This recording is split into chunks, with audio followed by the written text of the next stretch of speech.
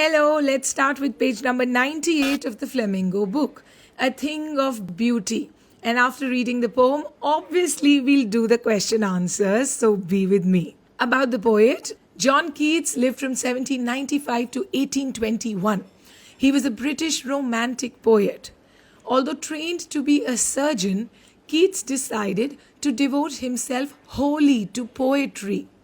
Keats' secret, his power to sway and delight the readers, lies primarily in his gift for perceiving the world and living his moods and aspirations in terms of language.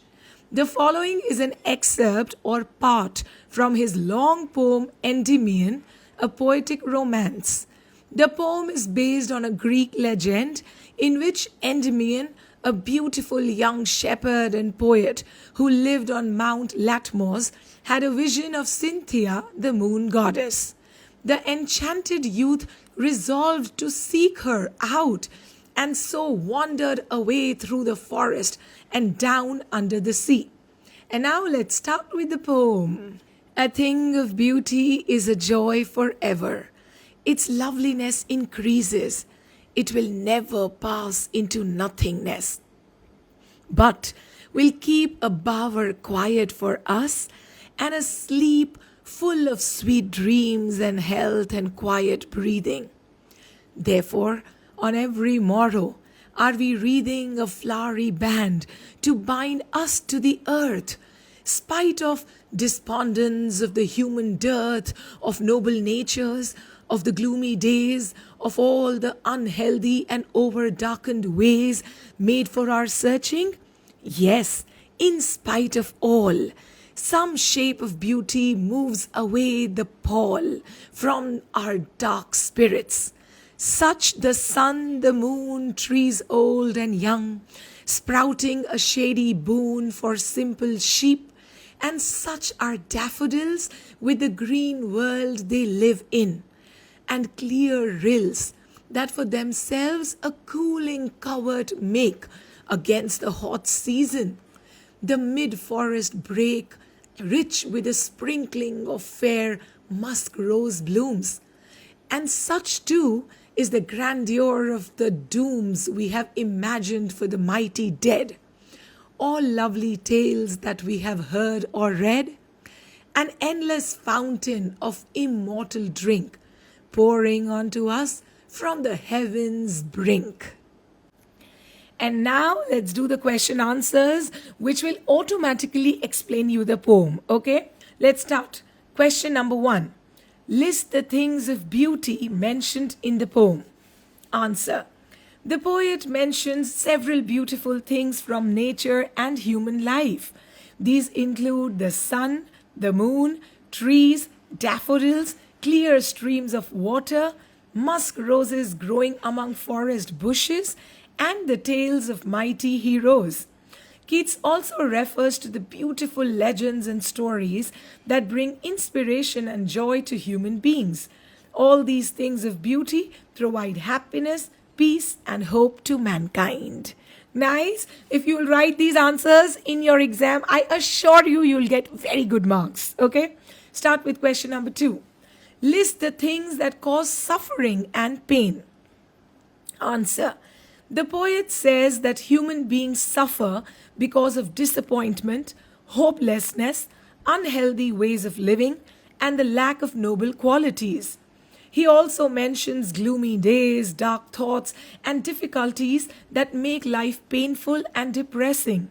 These sorrows create sadness in human life, but beautiful things help people overcome them. Nice? Now come to question number 3.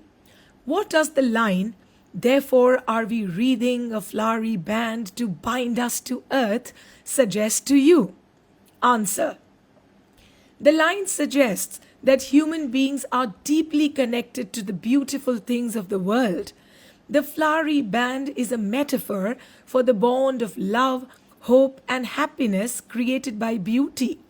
These beautiful things help people remain attached to life and give them strength to bear suffering and difficulties.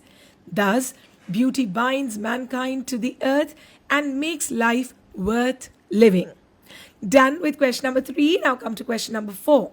What makes human beings love life in spite of troubles and sufferings? Answer. Beautiful things in nature and art make human beings love life despite troubles and sufferings. According to Keats, beauty brings joy, peace, hope, and comfort to the human mind. It removes sadness and negativity and gives people the strength to continue living happily even in difficult times. Done. Next question. Why is grandeur associated with the mighty dead? Answer.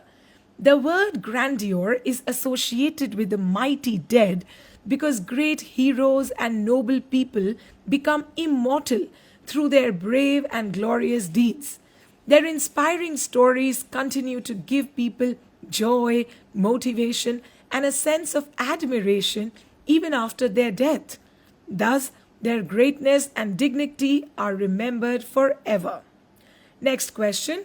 Do we experience things of beauty only for short moments, or do they make a lasting impression on us?